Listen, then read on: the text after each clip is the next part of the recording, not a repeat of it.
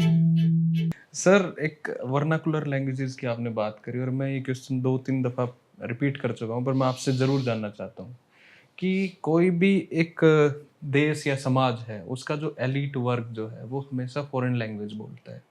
उसका मैं उदाहरण देता हूँ कि आप ऐसा देख सकते हैं कि जो रशियन एरिस्टोक्रेसी थी, वो फ्रेंच बोलती थी। जर्मन एरिस्टोक्रेसी थी, वो फ्रेंच बोलती थी। टॉल्स्टॉय के वॉर एंड पीस में आप देखेंगे तो जनरल्स फ्रेंच में बात कर रहे हैं। ग्रीक्स लैटिन बोलते थे। हमारे वो प्रीस्ट जो थे वो संस्कृत, अब हालाँकि वो फ़ॉरेन नहीं है। हमारे दूसरे तरीके से देखें तो कोर्ट लैंग्वेज पर्शियन थी। तो ऐसा क्यों होता है आज के वक़्त में जो एलीट लोग हैं वो अंग्रेज़ी बोलते हैं? ऐसा होता क्यों है? जैसे आपने आप जो कह रहे हैं ना, वो हुँ, एक आप बहुत माफ़ कीजिएगा, एक बहुत जटिल स्थिति का सरलीकरण कर रहे क्या क्या कर हैं। रहा हूँ? जटिल स्थिति का सरलीकरण कर रहे हैं। अच्छा, you are oversimplifying a very complex process अच्छा। And complex situation.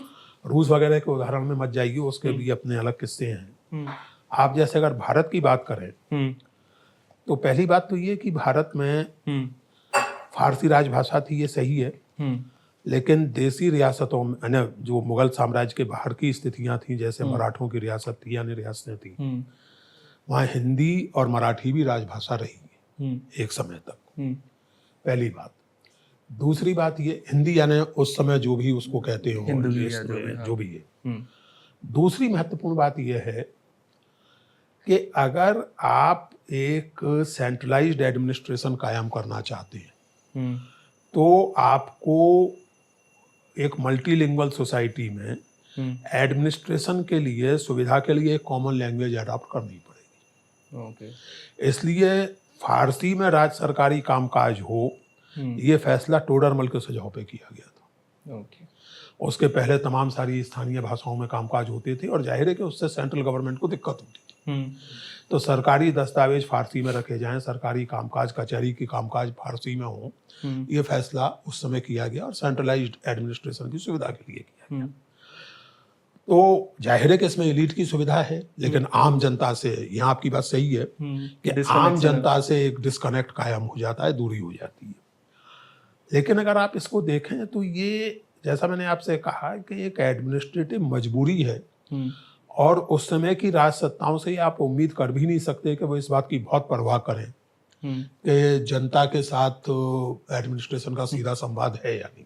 हुँ, दूसरी बात, संस्कृत की अगर आप बात करें और अगर इस्लाम के साथ उसकी तुलना करें, हुँ, तो संस्कृत के बरक्स इस्लाम की रिचुअलिस्टिक या होली लैंग्वेज पर्शियन नहीं है, अरेबिक है। हुँ, और इसलिए अरेबिक का अपना एक महत्व था, बिल्कुल। लेकिन एडमिनिस्ट्रेशन में नहीं था। हुँ, रिलीजियस डिस्कोर्स में, रिलीजियस संदर्भों में अरेबिक का महत्व था। हुँ, इसी तरह संस्कृत का जो महत्व था, उसके दो पहलू थे। हुँ, एक तो धार्मिक और रिचुअलिस्टिक, हुँ, और दूसरा वही हुँ, कि जो शिष्ट लोग हैं, जो एलीट हैं, जो हुँ, समाज के परिष्कृत लोग हैं, हुँ, उनके आपस में डिस्कशन की हुँ, जुबान संस्कृत होगी हुँ, और एकेडमिक डिस्कोर्स की जुबान संस्कृत होगी। यहाँ भी वही सवाल पैदा होता है हुँ, कि अगर आप मान लीजिए आयुर्वेद की कोई किताब लिख रहे हैं हुँ, या पोएटिक्स की कोई किताब लिख रहे हैं, हुँ, और आप रहते हैं उत्तर भारत में, हुँ, और आप चाहते हैं कि उस किताब को दक्षिण के भी स्कॉलर्स पढ़ें, तो आप हुँ। क्या करेंगे? हाँ, फिर तो वही बात है। तो एग्जैक्टली वही इसलिए तो लगभग यही स्थिति आज भी है। हाँ। अगर, और देखिए ये चीज़ें जो हैं भावुकता में जाने जाने की नहीं होती हैं। इसके पीछे एक ज़माने में राज सत्ता और आज के ज़माने में अर्थ सत्ता। हुँ, आज अगर अंग्रेजी दुनिया भर में एकेडमिक डिस्कोर्स की जुबान है, हुँ, तो उसका कारण ये है कि अंग्रेजी अंतर्राष्ट्रीय व्यापार की जुबान है। हुँ, अगर आपको, और हर देश, हर राज्य अंततः व्यापार हुँ, और उसमें उसकी हिस्सेदारी इसी पर निर्भर करता है, ये सच्चाई हुँ, है। हुँ, स्टेट जो है वो हर देश के अपने आर्थिक हितों के लिए हुँ, प्रयत्न करती है। हुँ, तो अगर आप उसमें अपनी हिस्सेदारी बढ़ाए रखना चाहते हैं, हुँ, तो अपनी अपनी भाषाओं पर गर्व अपनी जगह, लेकिन हुँ, अंग्रेजी का कोई विकल्प बचा नहीं। ओके। एक ज़माने में चीन, फ्रांस, रूस, हुँ, जर्मनी, इन सब देशों में बड़ा इस बात पर गर्व था और अंग्रेजी लोग अवॉइड करते थे। हुँ, ये मैं निजी अनुभव से कह रहा हूँ, अच्छा, क्योंकि रूस को छोड़ के बाकी तीनों देशों में मैं कई बार जा चुका हूँ, ओके। चीन, जर्मनी और फ्रांस। हुँ, और तीनों जगह मैंने वो पिछले 20 बरस में आते हुए वो बदलाव देखा है।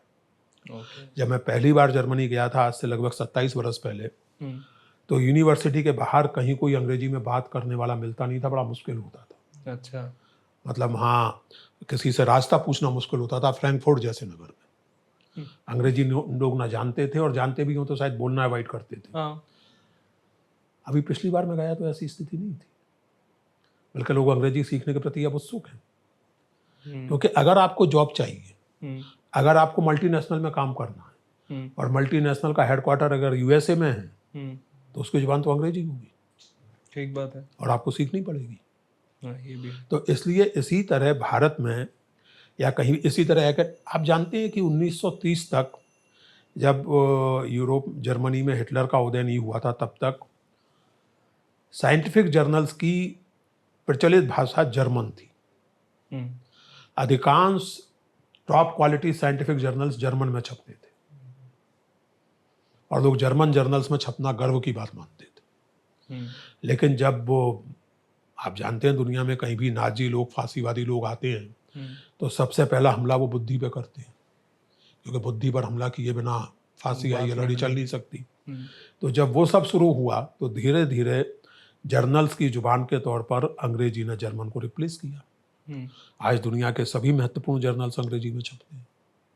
ये तो है। अब आप देखिए, अभी पिछले दिनों मध्य प्रदेश सरकार ने घोषणा की कि मेडिकल साइंस की पढ़ाई हिंदी में करेंगे। हम्म, एक विद्यार्थी ने रजिस्टर नहीं किया, कैसे क्योंकि मान करेंगे? लीजिए आप एमबीएस पूरा 5 वर्ष हिंदी में पढ़ा भी दें, तो उस बच्चे को अगर मेडिकल रिसर्च के नवीनतम का ज्ञान प्राप्त करना है, तो अंग्रेजी के बिना नहीं कर सकता। हम्म, यानी मान लीजिए कि नए प्रकार के वायरल फीवर पर कोई रिसर्च हुई है और पेपर छपा है, तो अंग्रेजी में ही छपेगा ना। ये भी है।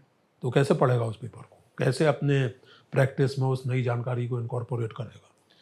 मैं जब वर्नाकुलर की बात करता हूँ, अब आपके सवाल पर आता हूँ, ये सब मैंने कहा, इसका ये मतलब नहीं है कि मैं देश भाषाओं के महत्व को नकार रहा हूँ, बल्कि मैं तो उसको बहुत ज़्यादा महत्वपूर्ण मानता हूँ। हाँ, वो आपकी किताबों में है। मैंने बार बार इस बात को रेखांकित किया है। लेकिन उस महत्व का अर्थ ये नहीं है कि मैं अंग्रेजी में काम करना बंद कर दूं, या अंग्रेजी में छपी हुई चीज़ें पढ़ना बंद। नहीं, ठीक बात है। मैं तो बाइलिंगुअल हूँ, हम्म, मेरी कई किताबें हिंदी में, कई किताबें अंग्रेजी में। अंग्रेजी में, ये भी तो अंग्रेजी में ही ये है। अंग्रेजी में ही है, हाँ। मूलतः अंग्रेजी में लिखी गई है। इसका अनुवाद मैंने नहीं किया है, अनुवाद किसी और ने किया है। जनगोपाल वाली किताब मूलतः अंग्रेजी में लिखी गई है, और इसी तरह कबीर कबीर अंग्रेजी में लिखी गई है। अगली किताब जो महाभारत पर लिख रहा हूँ, वो भी मैं अंग्रेजी में लिख रहा हूँ। तो इसमें मुझे कोई संकोच नहीं है। लेकिन ये मैं स्पष्ट रूप से मानता हूँ कि भारत का चाहे वर्तमान हो चाहे अतीत हो, अगर आप इसको समग्रता में समझना चाहते हैं, तो केवल हिंदी नहीं, बल्कि जो तमाम हमारी देश भाषाएं हैं, जिस भी इलाके पर आप रिसर्च कर रहे हैं, उस इलाके की देश भाषा को अच्छी तरह समझे बिना और उसके सोर्सेस को प्राइमरी इंपॉर्टेंस दिए बिना आप नहीं समझ सकते। मैंने इसमें वो रूपक दिया है, और वो कई बार मैं कह चुका हूँ, एक बार और कहने में कोई अर्ज नहीं। देवानंद की फिल्म गाइड है। हाँ, मैं बोलने वाला था। हाँ, वो आपने हाँ, वो मैं उसका उदाहरण हमेशा देता हूँ, अद्भुत उदाहरण है। वो संयोग से मेरी बात का, मेरे आर्गुमेंट का इतना जबरदस्त रूपक बन गया है, मेटाफर बन गया है, कि वो बोलेंगे क्या अंग्रेजी आती हो तब ना, बोलेंगे क्या संस्कृत आती हो तब ना। तो भैया, इस मुल्क में अभी भी ऐसे बहुत से लोग। सर, सॉरी टू इंटरप्ट, आप प्लीज इसको थोड़ा सा एलाबरेट करोगे? हाँ, देवानंद की फिल्म थी गाइड, 1966 में आई थी शायद। तो मेरी पीढ़ी के लिए तो वो बहुत ही कल्ट फिल्म थी, और आज तक है। बिल्कुल है। आप लोगों ने भी यूट्यूब वगैरह की मेहरबानी से देखी होगी, नौजवानों ने।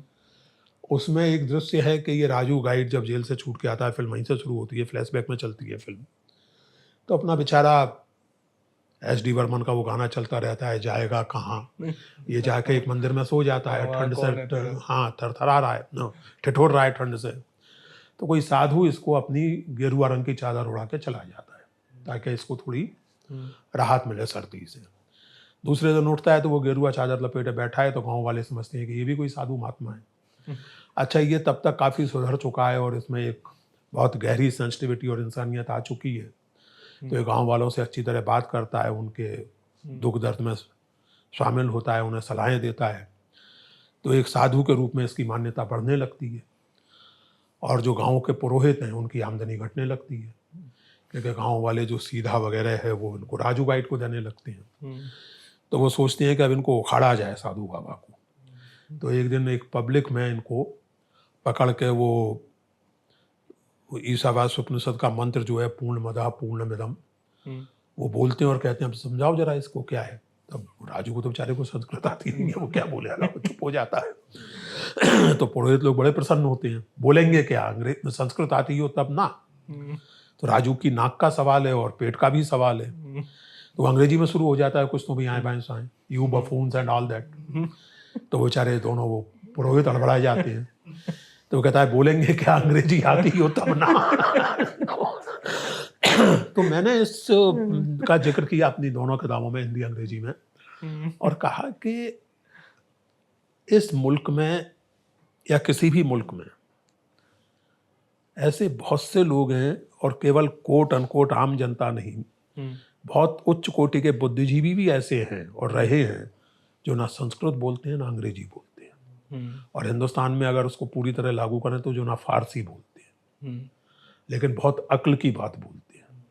उन्हें सुने बिना आप भारतीय समाज के डायनेमिक्स को समझ ही नहीं सकते। कबीर संस्कृत में नहीं लिख रहे, तुलसीदास संस्कृत के भारी पंडित हैं लेकिन संस्कृत में नहीं लिख रहे, विष्णुदास संस्कृत के पंडित हैं लेकिन संस्कृत में नहीं लिख रहे, रहीम फारसी और संस्कृत दोनों के विद्वान हैं लेकिन अपना बहुत कुछ वो अवधि में लिख रहे हैं।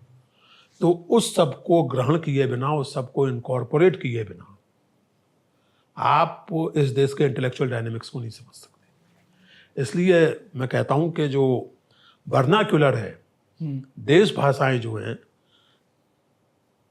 उनके महत्व को समझने की जरूरत है, और उनको समझे बिना आप कोई सार्थक इतिहास लेखन इस देश का कर नहीं सकते।